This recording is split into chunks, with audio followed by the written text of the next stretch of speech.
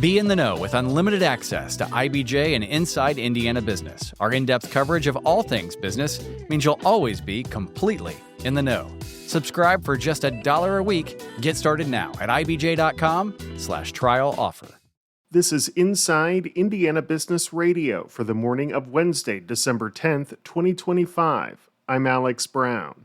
Indianapolis-based Elanco Animal Health on Tuesday touted what it called its new era of sustainable growth and long-term value creation at its first Investor Day in 5 years, while also announcing a restructuring that has resulted in about 300 job cuts. Despite the layoffs, Elanco also said it is expanding its research and development presence in its new Indianapolis global headquarters and surrounding One Health Innovation District, while continuing to invest in U.S.-based manufacturing. Most of the eliminated positions are from the company's planned closure of its German R&D facility, but also included what Elanco called targeted reductions in its manufacturing workforce. Another 300 or so positions are being repurposed to other locations. Eli Lilly and Company has announced plans to spend more than $6 billion on a new manufacturing plant in Huntsville, Alabama that will produce small molecule and peptide drugs, including the company's highly anticipated GLP-1 oral medication. The new facility, the third of 4 planned new U.S. sites, is expected to create 450 jobs. The new plant is expected to be finished in 2032.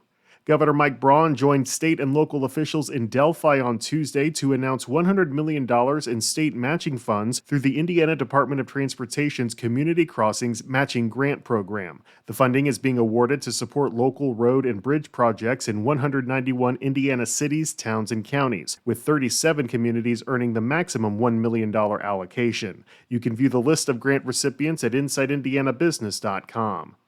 From the number one source for Indiana business news, this is Inside Indiana Business Radio.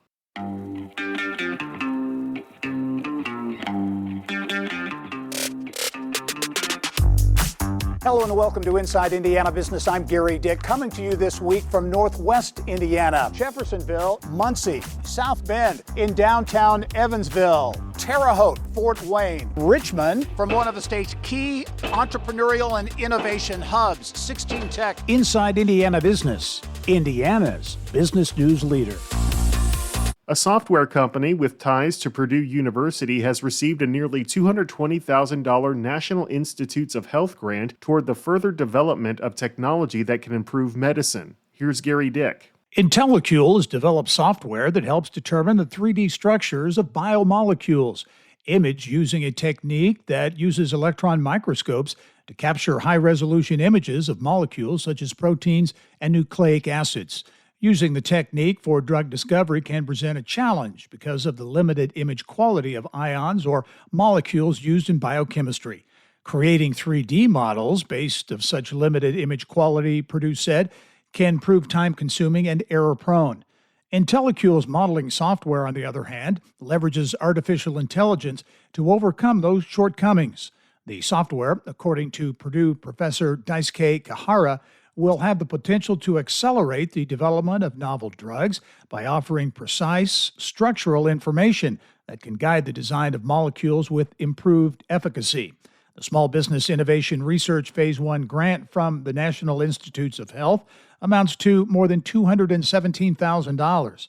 IntelliCule, formerly known as Molecular Intelligence, launched in the summer of 2024. The Purdue Innovates Office of Technology Commercialization issued the company an exclusive license to sell its software in January.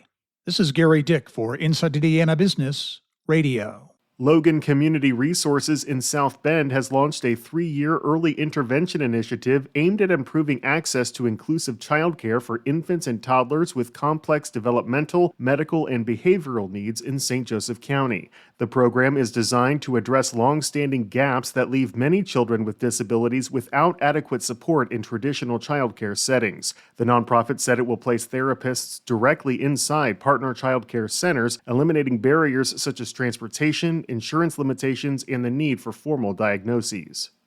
Indiana Furniture CEO Max Verkamp is this week's guest on the Business and Beyond podcast with Gary Dick, presented by PNC, a weekly conversation with high-profile Hoosiers in business, sports, and entertainment, and beyond. Available now from your favorite podcast provider. I'm Alex Brown for Inside Indiana Business Radio on Demand. From breaking news to in-depth articles, discover the advantage of the unlimited access to all news from IBJ and Inside Indiana Business with our limited time trial. Get started now at ibj.com/trial offer. Do you want to know what really drives change in Indiana? You won't find it in sound bites, you'll find it in stories. Stories from CEOs, lawyers, coaches, entrepreneurs, and community advocates. That's the IBJ Media Podcast Network.